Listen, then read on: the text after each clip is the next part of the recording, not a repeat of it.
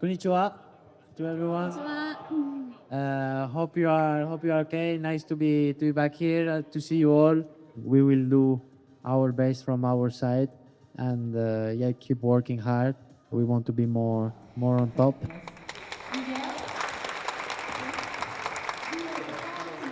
The dream to be at Yamaha. You know, when I was a kid, I watched Valentino. Yamaha have had so much success down the years in MotoGP. They're not here to compete, they are here to win. I never expect to be in the position of being a factory rider for Yamaha. Fabio Quartararo is the 2021 MotoGP World Champion! World Champion, baby! This man, of course, was tipped as the next big star years ago. Everybody was saying he was the new Valentino Rossi. Fabio Quartararo and Yamaha were MotoGP World Champions together in 2021, but over the last 3 or 4 years, Yamaha, they've not kept up in the development race in MotoGP. They've been left behind. The Italian brands, Ducati in particular, they've been perhaps a little bit more aggressive in the way that they've developed. Pecco Bagnaia will be crowned 2022 MotoGP World Champion. He trailed Fabio Quartararo by 91 points. Bagnaia has pulled off the mother of all comebacks. The Yamaha has not been at the consistent level of performance as the Ducati has this year. In the space of 4 years, they've gone from being the best combination, the best bike and the best rider, to mid-pack mediocrity. So difficult to understand bike. So difficult. I spent all my career on MotoGP with Yamaha, so I have a really special relationship with the brand. And this is a personal thing for me to try to bring Yamaha to the top. They're investing a lot of money in people, in engineers, in senior figures, because basically they're sick and tired of losing. Fabio has been the leading light for Yamaha, and he signed a big money contract to keep him with Yamaha until 2026 with the promises of improvement. I'm a winner. I want to win. I want to fight for the top positions. I don't have time to waste, and if we want to be back to the top, we don't have to waste any day or any weeks. We have to work really hard, and we are pushing a lot to be back.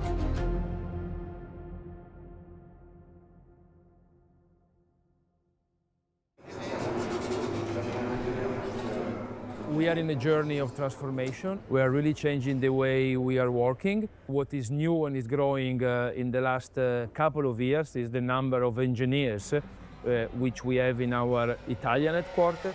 The main figureheads now technically in Japanese manufacturers are Italians. Can you imagine that happening 10 years ago? I mean, it was unthinkable. Yamaha poached away Max Bartolini from Ducati. Max was Gigi Dell'Igna's right-hand man for many a year. He's an incredibly intelligent, incredibly talented engineer, and it was a huge coup for Yamaha.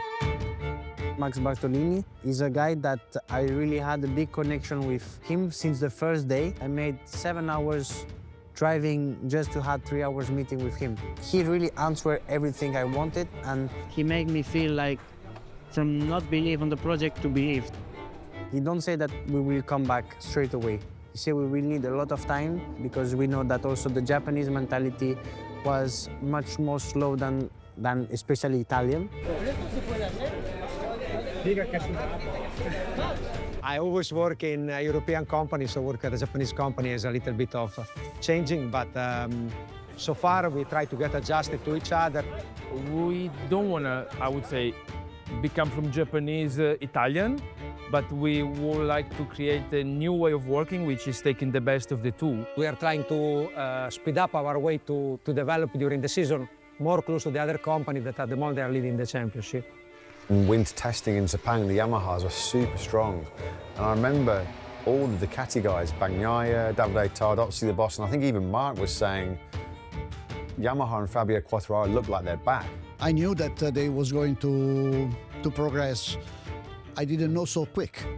I think that they have a fantastic rider like Fabio, so for sure in this moment he is our opponent. Ti metti più potenza alla curva 1 di terza e tutta la 1 e 2, no? Sì, E la 20. tutta 1-2. Giuliano? Sì. This aggressive strategy that has been adopted by the European manufacturers, the Japanese have gone, well, we've got to do something similar. What I say quite a lot to my colleagues in Japan is since we need to catch up, we simply need to accept that the level of risk we are available to take is higher. We are working in a totally different way, in a way that I've never seen. Basically, when something is working, we are not waiting 2 months before to use it. We are using it straight away.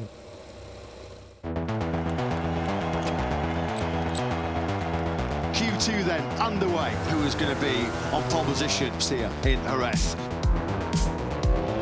This was not in the pre-Q2 script, was it at all? Quartararo, he winds up the power on the factory Yamaha. Over he goes. It is an absolute showstopper. Pole position for the first time in 63 Grand Prix. How on earth is he doing that on the Yamaha? No, buena idea.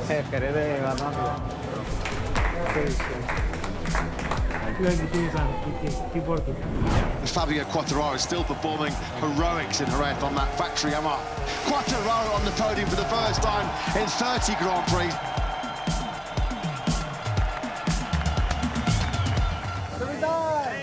Let's go, huh? Come on.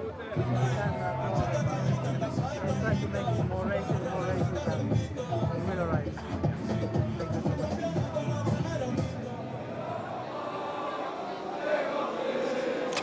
We're in Le Mans, which means it is the biggest Grand Prix of the season.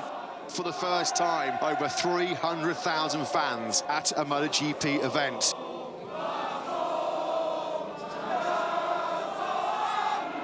The fervent French fans who are expecting, of course, to see home crowd hero Fabio Quartararo get the business done here this weekend.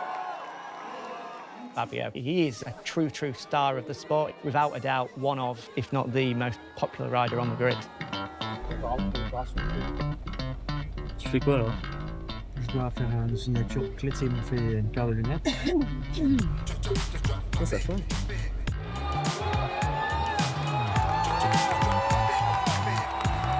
You are crazy popular here. Why is that? Because I look nice. Oh. There's nobody else that has that same sort of aura as Fabio. He's a superstar. Bien.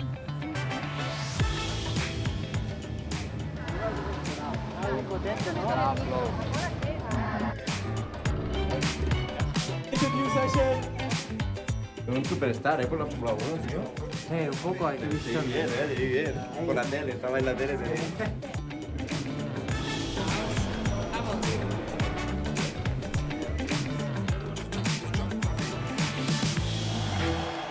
It's Q2 time in MotoGP. The French fans delighted already to see Fabio Quartararo in the battle for our pole position. It's Quartararo, he's powering the factory Yamaha out the final corner, and he's done it! And it's a monster performance by the Frenchman. For the second time in 2 weeks, Fabio Quartararo, how on earth does he keep on doing this on that factory Yamaha? Just listen to the noise of the crowd.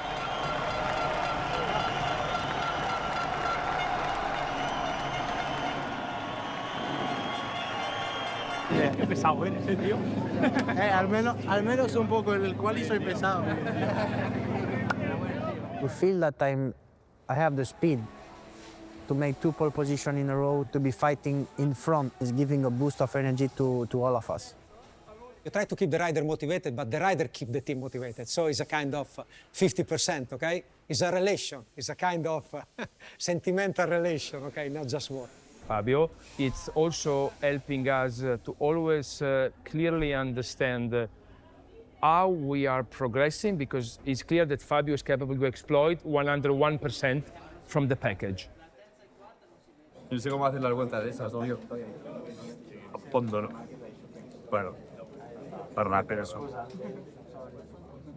Congratulations to Yamaha and Fabio because they did an amazing job. Quartararo is a name that we need in MotoGP. He's a super talented rider with that charisma. Fabio Quartararo is probably, in terms of talent, raw talent and speed, top 3 in the World Championship.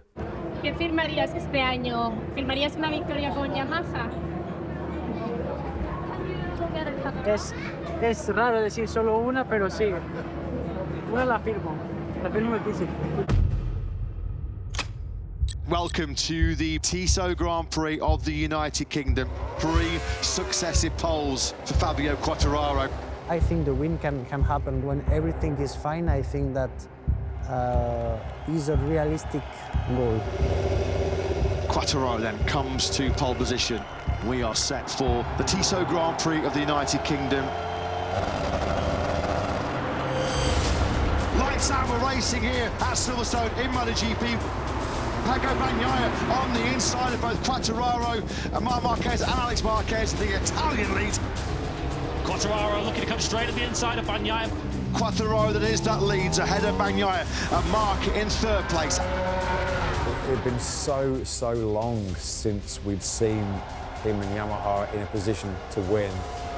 56 Grand Prix, Sachsenring 2022, the last time Quartararo was victorious. In MotoGP, when you're presented an opportunity, you have to take them because they don't come around that often. Quartararo at the moment is destroying the chasing pack. He's 4 seconds clear. That day it was like the planets aligned, it was the perfect storm. What's going on here? Quartararo's got his arm up. Quartararo's got his arm up. Oh my goodness, can you believe it? Fabio Quartararo touring on the factory Yamaha. He's lost the lead. Wow, just wow. Oh, your heart goes out to poor Fabio Quartararo.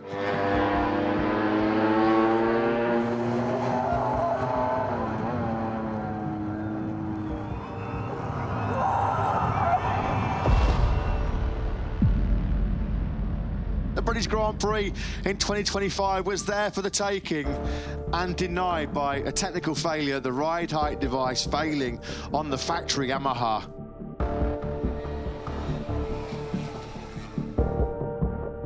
It was gut-wrenching for Fabio to be there, to be on the brink, to be just a few laps away, and it to be cruelly taken away from him through no fault of his own.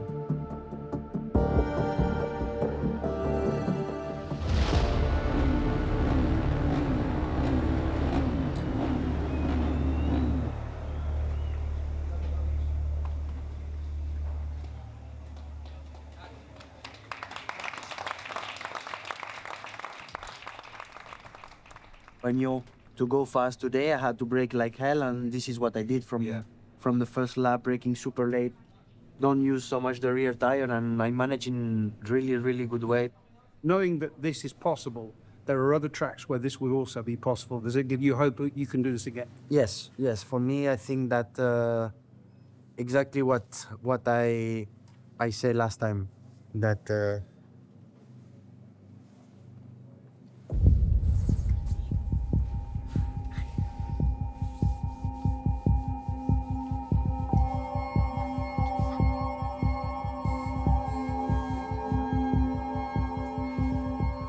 It's so what happened today.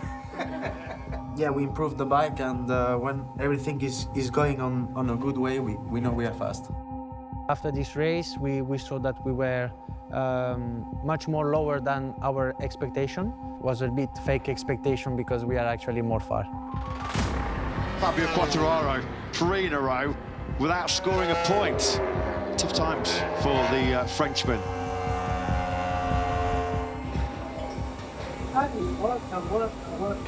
Looks like the next step, but I know where is my limit, but the limit of the bike is really short. We have made steps. We've found the speed which was lost last year on the flying lap. It is obvious. We have not found everything we were looking for on the race. We are not where we want to be yet. Comment on explique que la Yamaha elle soit si forte sur un tour et qu'en course, finalement, il y ait un petit peu de déception. Est-ce que vous avez... Il y a une différence. La Yamaha n'est pas forte sur un tour. Sur ça, il faut dire que je suis fort. We miss for sure a little bit of race pace. Some place like straight line or some other place acceleration, we are a little bit weaker than the others, so we struggle. No competition in terms of top speed there between Alex and Quartararo. Quartararo is unable to do anything about the riders, just queuing up behind him. Paul Espargaro now goes through, and Aldeguer surely he's going to follow through momentarily. Sitting duck right now, unfortunately, is Fabio Quartararo. Basically, we cannot fight with them. It's difficult because we cannot make an overtake. I mean, I don't remember the last time I overtook someone. A nightmare weekend for Yamaha. Fabio Quartararo 18th. Fabio Quartararo 18th. What a shocker. Since the summer break, Yamaha have stagnated. The bike hasn't improved throughout the course of the year, and that's left them in a position now where results have been really quite poor for Yamaha. A dreadful day gets worse for Yamaha. Their 4 bikes are now occupying the final 4 places in this Grand Prix. No power, and no grip, and no hope, no chance for the Yamaha. Fabio, is it correct to say at the moment that Yamaha maybe is the last on track? Or maybe at least you are still winning the Japan Cup? No, we are clearly last. Okay. I mean, it's not even a question. We saw Honda that was struggling for many years, and now they are starting to come back. A tale of the 2 Japanese brands, hasn't it, really? I mean, you've got Yamaha, who continue to struggle, continue to fight to get out of this current slump that they find themselves in over these last 2 or 3 years. But on the other side, you've got Honda. Mir now attacking on Quartararo. Mir goes through into 4th place. Honda really are starting to fight their way out of the hole that they are in, and they are starting to show signs that they're going to be a force again in the championship very, very soon. Honda has never stopped working. We have stepped up a lot. The effort, I mean, the resources, the manpower. We are slowly getting there. He's going for it into 7. He goes. Joan Mir then does fight his way through up into 3rd place. We improved 10 by 10 during this season, and now we reach a potential that allowed us to be fighting for the podium in almost every race. What a day for Joan Mir. His 4-year wait for a MotoGP podium is over. It was super good that Joan could get a podium, but as you can imagine, our target is far beyond that. It's very difficult to win a title, let's be honest. But this is our own unclear target and message. I mean, we started and we are going to get there. Honda have spent a lot of time in a struggle situation, but right now they are back. They've made a step in the second part of the season. Maybe we have started faster. That's chapeau to them. Yamaha have really got to step up their game. They need to find something because at the moment they're the poorest manufacturer on the grid. All the eyes are focused on the 2026 prototype.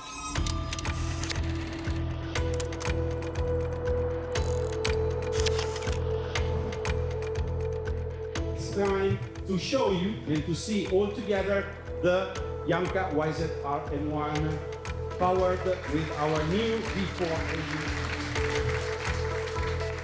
The V4 engine concept has been the dominant force for the last few years. And it's just a whole completely new philosophy, a whole new direction for Yamaha to take, which is something that I think a lot of people thought Yamaha would never do. I think it's a key switch for Yamaha. I don't know if we can be performing immediately, but I think for the future there is no big option. It's something that we have to make to be in line with the others. It's a really challenging project for Yamaha to make it work for 2026.